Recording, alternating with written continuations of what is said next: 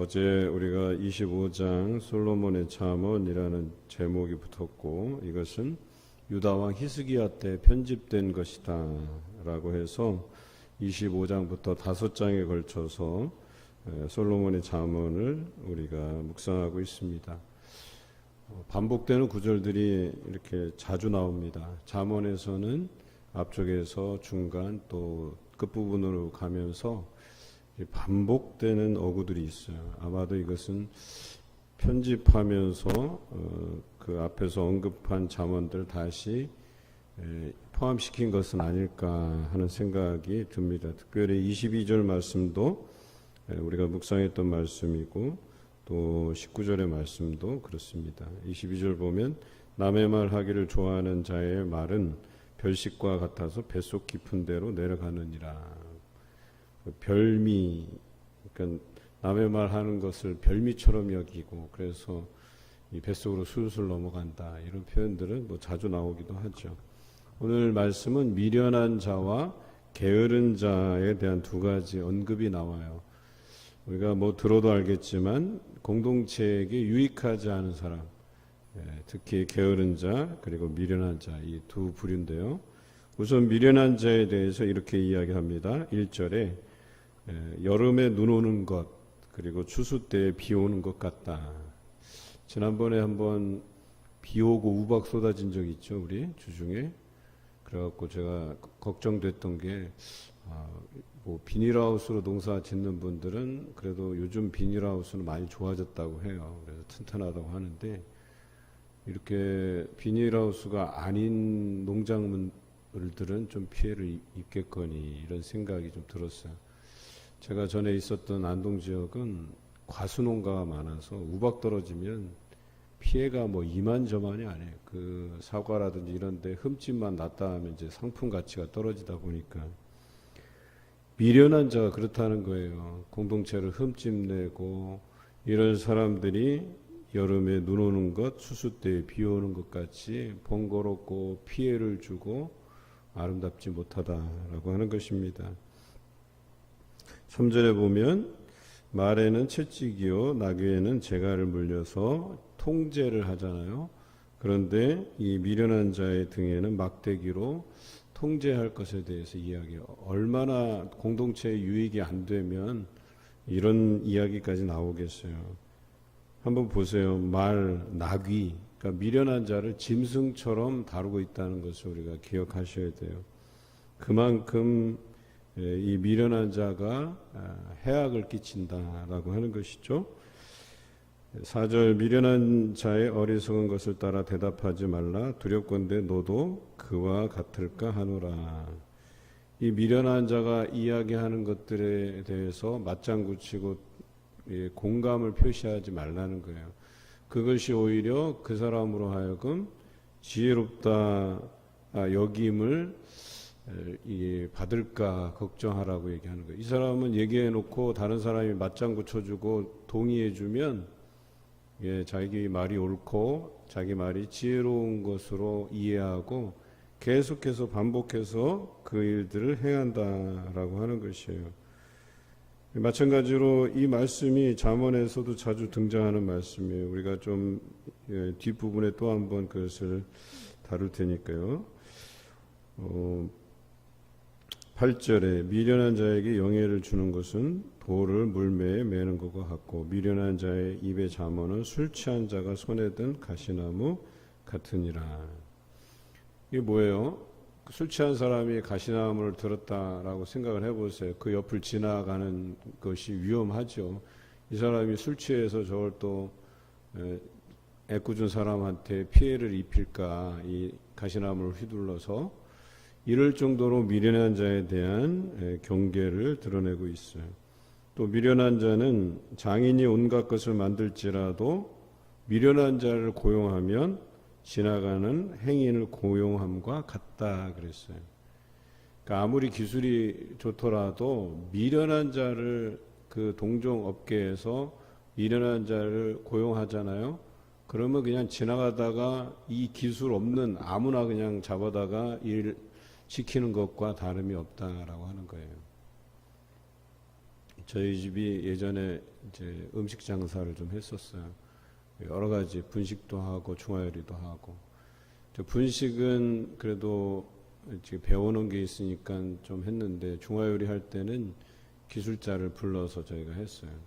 근데 이 기술자가 이게 지금으로 얘기하면 수타면이죠. 이 수타면을 만드는 사람인데 이 사람이 참 안 좋은 버릇이 하나 있었어요. 술버릇. 술만 먹었다 하면은 하여튼 이렇게 좌우 분별을 못해요. 그래서 손해가 이만저만이 아니에요. 이 사람 우리가 계속해서 쓰긴 써야 되는데 술 먹고 사고 치면 뒷수습을 해야 되고 그것으로 인해서 이제 장사하는데 여간 우리가 손해를 본 게 아니에요. 뭐 결과적으로는 우리가 이제 기술을 어느 정도 습득하고 할 수 없이 이제 더 이상 고용할 수가 없는 그런 상황에 이르렀지만 그런 미련한 자가 그와 같다라고 하는 거예요. 하물며 이런 가게에도 그런 사람이 피해를 입히는데 이 공동체 안에서 이런 미련한 자를 두는 것이 또 그런 사람이 말하는 것들을 공감해주고 자꾸 거기에 마음을 같이 해주면 그 사람은 스스로 지혜롭게 여기고 그것을 더 한다는 거예요. 계속해서 한다는 거예요. 그래서 공동체에 꾸준히 해악을 끼친다라고 이야기하는 것이에요. 이런 사람 어떤 사람이냐? 11절 개가 그 토한 것을 도로 먹는 것 같이 미련한 자는 그 미련한 것을 거듭 행하느니라 그랬어요. 거듭이라고 표현하고 있어요. 미련한 것을 멈추면 좋겠는데 멈추지 않는 거예요. 내가 스스로 지혜롭게 여기는 자를 보느냐 그보다 미련한 자에게 오히려 희망이 있느니라. 차라리 나는 아무것도 할 줄 몰라요 라고 겸손히 이야기하는 사람이 훨씬 더 낫다 이런 표현이에요. 그러니까 나는 지혜롭다 내가 이야기하는 것이 옳다 주장하고 미련한 행동들을 계속하는 사람은 그런 사람들보다 스스로 지혜 있는 치 않은 사람보다는 차라리 나는 어리석습니다. 나는 부족합니다. 라고 표현하는 사람이 오히려 더 낫다라고 성경은 기록하고 있습니다. 13절부터는 이제 게으른 자에 대한 습성에 대해서 이야기합니다. 게으른 자는 길에 사자가 있다, 거리에 사자가 있다 한다 그랬어요. 그러니까 나가지 않는다는 거예요. 길거리에 사자가 있으니까 나 사자가 무서워서 길거리에 나갔다가 나는 사자에게 잡혀먹을 거라고 얘기하면서 그냥 집에 있는 사람과 같다. 여러분은 이 말씀은 저는 묵상하면서 많이 웃었어요. 실제로 이 바깥에 사자가 있을 확률이 잘 없잖아요. 사자가 있는 산 속에 가도 사자를 만나기가 어려운데 그런데 사자가 있다라고 하면서 바깥에 나가기를 꺼려한다는 거예요. 이런 사람이 게으른 자라고 이야기합니다. 또 문짝이 돌조기에 따라서 도는 것 같이 게으른 자는 침상에서 도느니라. 그러니까 얼마나 게으르면 침상에서 내려오기를 싫어하고 침상 주변에서만 맴돈다. 물론 연세가 아주 많아서 이렇게 침상에 누워 계실 수밖에 없는 분들도 계시긴 해요. 그런데 제가 지난번에 우리 103세 되신 우리 어르신 댁에 가서 이제 신방할 때도 그분도 목사님 나왔다고 살짝 문 밖으로 나오셔서 이렇게 인사도 해주시고 이러시는데 그런 연세를 가지신 분도 이렇게 침상 바깥으로 거동을 하시는데 이 게으른 자는 침상에서 돈다고 이야기하고 있어요. 얼마나 게으르면 그렇게 했어요. 게으른 자는 그 손을 그릇에 넣고도 입으로 올리기를 괴로워하느니라. 음식을 갖다가 줬는데도 이 밥그릇에서 입으로 올리는 것까지도 싫어하고 그것도 꺼려하는 사람이 게으른 자다라고 이야기하고 있습니다. 이 정도의 게으른 사람들이 공동체에서 물론 해악을 끼치지는 않겠죠. 앞서서 미련한 자처럼 뭔가 해악을 끼치지는 않을 수 있으나 이 게으른 자로 인해서 다른 사람이 불편함을 입는 것은 당연한 거예요. 어느 선교사님의 이야기였는데 아주 오지에 들어가서 이제 선교를 하다가 조그마한 예배당을 발견했대요. 그런데 그 예배당은 사람들이 이제 늘 일하기 때문에 우리 같이 뭐 새벽에 모이고 이런 게 아니라 밤에 모인대, 밤에. 오지니까 뭐 우리 같이 등 같은 게 있을 리도 없고, 또 예배당도 전기가 들어오지 않아서 호롱불을 들고 예배당에 온대요. 그래서 이렇게 오면 그 교회 안에 무슨 석상 같은 게 있나 봐요. 예수님의 석상 이런 게. 그런데 그 호롱불을 다 켜고 들어와야만 이제 예배당에 앉았을 때 그 예수님의 석상이 이렇게 온전하게 보인대요. 그런데 사람이 줄어들면 호롱불이 줄어들잖아요. 그러니까 그 석상이 또 희미해지고. 근데 그 사람들 마음속에 그런 마음이 있대요. 우리가 온전히 다 모여야 예수님의 석상이 잘 보인다. 우리가 예수님을 밝히는 거다. 이런 마음으로 교회에 온다는 거예요. 그래서 그 석상이 희미하게 보이지 않게 하기 위해서 사람들이 매일같이 그렇게 예배당에 와서 기도를 한다는 거예요. 이 이야기를 들으니까 우리가 적어도 게으르지 않는다면 뭔가 예수 그리스도를 위해서 또 열심히 기도하는 자리에, 말씀을 사모하는 자리에 부지런히 나아가는 것이 중요하다. 우리가 뭐 아느냐 모르느냐 이것의 문제가 아니에요. 나는 이 성경 공부 어려워서 못한다, 이럴 필요 없어요. 그냥 듣기만 하시면 돼요. 말씀이라고 하는 건 그냥 참여해서 듣고 한 가지라도 더 알아가고, 그 마음이 중요한 거거든요. 그런데 게으른 자는 아무것도 안 한다는 거예요. 떠먹여 주려고 해도 먹기 싫어하는 사람이에요. 여러분 한번 생각해 보세요. 식탁에 다 차려놓고 먹으라 하는데 이거 떠먹기 귀찮아서 떠먹여달라 하고, 심지어는 떠먹여주지 않으면 못 먹겠다 하고, 이런 사람은 뭐 없으리라고 봐요. 그런데 이런 사람을 다 게으른 자로 오늘 설명하고 있습니다. 이런 게으른 자가 16절에 보듯이 사리에 맞게 대답하는 사람 7보다 자기를 지혜롭게 여긴다 그랬어요. 그러니까 앞서서 미련한 자, 또 게으른 자, 이게 특징, 공통적인 특징이 뭐예요? 게으르고 미련하고 어리석은데 자기를 어떻게 여긴다? 지혜롭게 여긴다. 그것이 옳다라고 생각하는 거예요. 누가 보더라도 합리적으로 생각해도 이 사람은 미련한 자고 게으른 자인데 어떻게 생각해요? 자기는 자기가 지혜롭다 여긴다라고 하는 거예요. 당연히 이런 사람이 일을 하든 뭘 하든 맡겨놓은 일을 제대로 할 수도 없고, 일을 한다고 해도 우리 데살로니가에 나오듯이 규모 없이 일만 만드는 사람이 되는 거예요. 많은 사람에게 일거리만 더 던져주게 만드는 거예요. 한번 그런 경험을 해보신 적이 다 있으실 것 같아요. 일하다가 보면 일을 저지르는 사람이 있어요.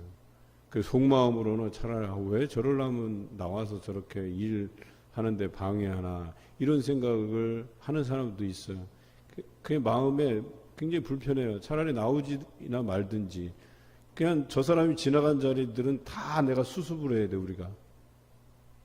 예를 들어서 뭐 풀을 베더라도 베서 차곡차곡 쌓아놔서 이렇게 버리도록 만들어야 되는데, 이렇게 베갖고 온 데다 다 흐트러 놓으면 나중에 어떻게 해요? 그걸 또 이렇게 다 주워 모아야 되잖아요. 낫지를 잘하는 사람들, 일 잘하는 사람들은요, 싹 베갖고 풀을 손으로 싹 베갖고 이렇게 모아요. 이렇게 아시잖아요. 그런데 낫질 처음 해본 사람 어때요? 이 베는 게 재밌으니까 온 데다 다 쳐갖고 다 흐트러놔요, 그냥. 그러니까 낫질 못하는 사람이에요, 이런 사람들이. 그러니까 그런 사람들처럼 미련한 자, 게으른 자가 다 공동체에 해악을 끼친다라고 하는 거예요. 일을 번거롭게 하고 규모 없이 일만 만드는 사람이다라고 하는 것입니다. 17절에 길로 지나가다가 자기와 상관없는 다툼을 간섭하는 자는 개의 귀를 잡는 자와 같다. 여러분, 개의 귀를 잡으면 어떻게 돼요? 해보셨어요? 당연히 물죠. 당연히 물어요. 그 개의 귀를 이렇게 잡아당겼는데 막 이렇게 으르렁거리지 않고 물지 않는 개는 개가 아니에요. 당연한 것 아니겠어요? 심지어는 주인을 잘 따르는 개조차도 으르렁거릴 텐데, 그러니까 길 지나가면서 다툼이 있는데 간섭하고 끼어들고 결과적으로는 이 일이 휘말리게 되고 자신도 그 다툼의 표적이 되고, 결과적으로는 다툼의 또 다른 형태의 다툼을 일으키는 사람이 된다는 거예요. 그러니까 간섭하기를 좋아하는 사람이 이렇다라고 얘기하는 거예요. 18절 보면 횃불을 던지며 화살을 쏘아서 사람을 죽이는 미친 사람이 있다 그랬어요. 한번 생각해 보세요. 지나가는데 횃불 던지고 화살을 쏜다. 이게 그런 격이라고 얘기하는 거예요. 지금 다투고 있어요. 다투고 있는데 들어가서 싸움판을 더 키워요. 그러니까 이런 사람이 횃불을 던지는 거예요. 또 화살을 그냥 쏘는 거예요. 자기가 거기서 그 다툼의 뭐 원인을 제공했거나 또 자기가 또 이 다툴 만한 여지가 있는 것도 아닌데 다툼에 휘말리는 사람들이 있단 말이에요. 자기는 말리려고 했대요.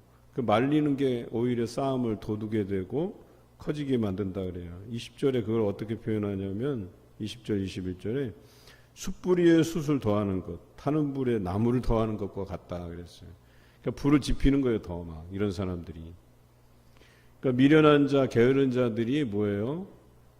이런 화근이 돼서 이것을 불길을 일으켜서 결과적으로 뭐예요? 집을 태워 먹고 이런 일을 만든다라고 이야기하는 것입니다.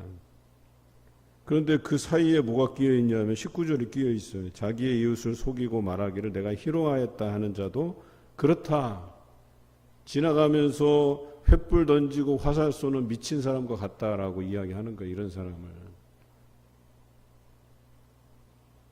이웃에게 거짓말로 해요. 거짓말 다 해놓고 나중에 뭐라 해? 농담이야. 이렇게 얘기하는 거예요. 희롱한다는 표현이 농담한다 이런 표현이에요. 그 사람에게 마음의 상처 다 주고 나서 거짓말로 거짓 증거해서 이웃에게 해악을 끼친 다음에 아이 농담이야. 우리 친해서 그런 거지 뭐 그런 거 가지고 그래. 이렇게 얘기하는 사람이 이런 미친 사람과 같다라고 성경에 이야기하는 거예요. 이거 굉장히 중요한 말씀이에요, 우리에게. 그래서 십계명에 보면 이웃을 위해서 거짓 증거하지 말라. 이웃의 그 물건이 탐나서 거짓 증거하고 그것을 내가 빼앗으려고 하는 행위와도 같은 거예요, 이것이 다. 20절에 나무가 닿으면 불이 꺼지고 말쟁이가 없어지면 다툼이 쉬느니라. 이 끼어드는 사람, 거짓 증거하는 사람, 이런 사람만 없으면 다툼이 쉰다 그랬어요. 마치 나무가 불이 붙었다가 불이 꺼지면 이제 소강 상태가 되잖아요. 이제 더 이상 걱정하지 않아도 되잖아요. 그러는 것과 같이 이런 말쟁이가 없어지면 다툼이 사라진다라고 성경은 기록하고 있어요. 그리고 이런 사람이 아까도 말씀드렸듯이 숯불 위에 숯을 더하는 것, 타는 불에 나무를 더하는 것 같이 다툼을 좋아하는 자는 시비를 일으킨다 그랬어요. 그리고 이런 사람의 연애에서 남의 말 하기를 좋아하는 자의 말은 별식과 같아서 폐속 깊은 데로 내려가느니라.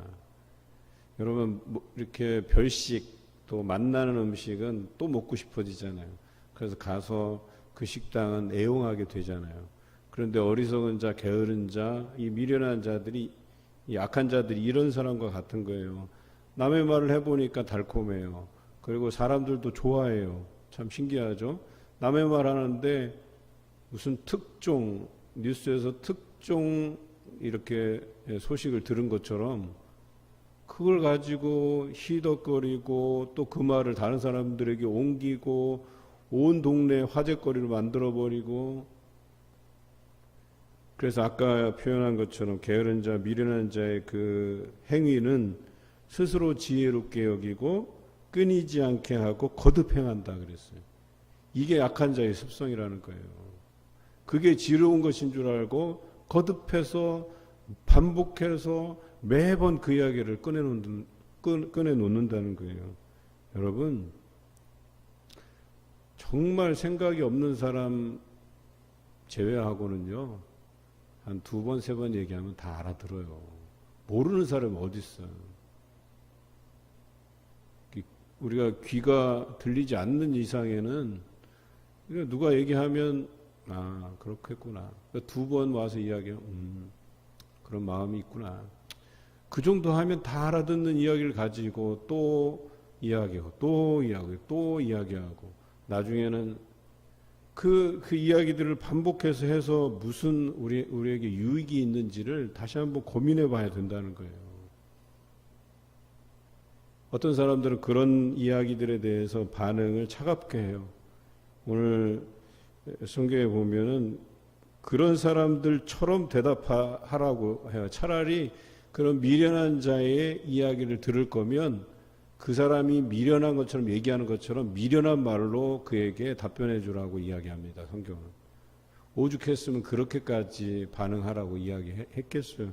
그 사람이 그 어리석음을 깨닫지 못하기 때문에 이게 마치 나에게는 별미처럼 여겨지고 동의하는 사람 한두 사람만 더 있으면 계속해서 하게 돼 있다니까. 이 사람에게 해서 먹히면 저 사람에게 또 얘기하고 또 다른 사람에게까지 얘기하고 다른 사람이 동의 안 해주잖아요. 그러면 동의해 줄 때까지 이 사람 저 사람 찾아다니면서 이야기하는 거예요. 이게 습관이에요. 제가 전에 있던 교회에서 이렇게 맛집을 가요. 신방하고 이제 같이 이제 점심때 되면 신방하는 사람들끼리 식사하기 위해서 가요. 그런데 한 권사님이 있는데 안 좋은 습관이 있어요. 이 습관이 뭐냐면 온 음식이 다 맛없대요. 갈 때마다 음식 타박을 해요. 그것도 대접하는 사람이 있는데 앞에서 아우 여기는 뭐가 안 좋고 아우 이건 저기 가야 맛있는데 이런 타박을 해요. 아우 내가 너무 민망해 갖고 그래서 어느 날은 그 권사님이 이야기하기 전에 내가 먼저 이야기해야 되겠다. 그래갖고 먹으면서 아우 왜 이렇게 맛있어? 이거는 이게 여기 너무 맛있어. 이것도 맛있고 아우 이 반찬도 맛있고 아우 이렇게 맛있고 이것도 맛있고 막 이 권사님이 입을 딱 다물고 아무 말도 안 하시더라고. 그래서 아이고 저 권사님이랑 다닐 때는 내가 먼저 선수를 좀 쳐야 되겠다. 이 대접하는 사람이 민망하지 않게. 제가 캄보디아에 갔을 때 이제 집집마다 이제 신방하러 그 선교사님을 도와서 선물을 잘 포장해서 갔어요.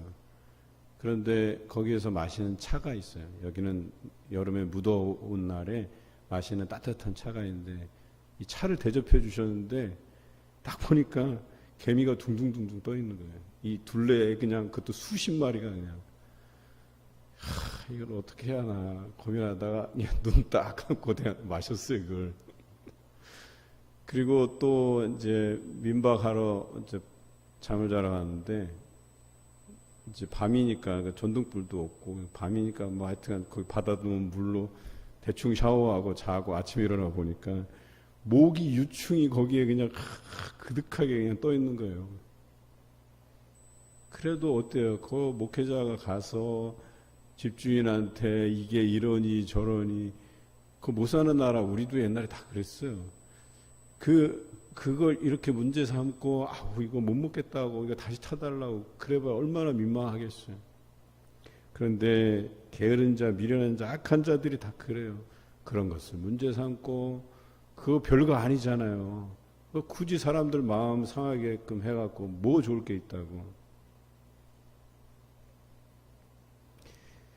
오늘 23절에 이렇게 나와 있어. 온유한 입술에 악한 마음은 낮은 은을 입힌 톡이니라. 비슷한 말이 또 나오죠. 지난번에 말씀 묵상한 것처럼 은의 불순물을 제거해야지만 좋은 그릇이 나온다 그랬어요. 마찬가지예요. 입술은 온유한 입술 같은데 그 마음에 악한 마음을 품으면 그것은 뭐예요? 낮은 은을 입힌 톡이 온전한 은그릇이 아니라 토기에다 그냥 겉만 번지르르하게 한 거. 제가 지난번에 그 사기 당해서 산 시계처럼 그냥 싸구려 도금해놓고 그거 시장에 가면 10,000원도 안 되는 시계 막 한 30,000원씩 주고 산 그것과 다름이 없다는 거예요. 입술만 번지르르해서 뭐 하겠어요? 그 속에 악한 마음이 가득한데 불평이 가득한데 원수는 입술로는 꾸미고 속으로는 속임을 품나니 그 말이 좋을지라도 믿지 말 것은 그 마음에 7가지 가증한 것이 있음이니라. 여러분, 우리가 하나님 안에서 온전히 회개함이 없이 또 하나님 앞에 우리의 경성함으로 깨어있는 기도가 없이는요, 이런 자들과 같다라고 성경은 기록하고 있는 거예요. 속임으로 그 미움을 감출지라도 그의 악이 회중 앞에 드러나리라. 여러분, 이 악한 것에서 시작된 말들은 아무리 포장해도 회중 앞에 다 드러나게 돼 있는 거예요. 그 어리석은 이야기들을 분별하지 못하는 자가 어디 있겠어요. 함정을 파는 자는 그것에 빠질 것이요 돌을 굴리는 자는 도리어 그것에 치이리라. 이 말씀에 우리 유념해야 될 필요가 있어요. 결과적으로 그 결과가 누구에게로 온다? 자기에게로 온다. 저주하는 자는 그 저주가 당사자에게 가는 게 아니라 저주를 선언하는 사람에게 돌아올 수 있다고 이야기하는 겁니다. 발람의 저주가 그러했고요. 이 저주하는 언어들이 자기에게 도리어 화를 미치게 된다라고 이야기하는 것이에요.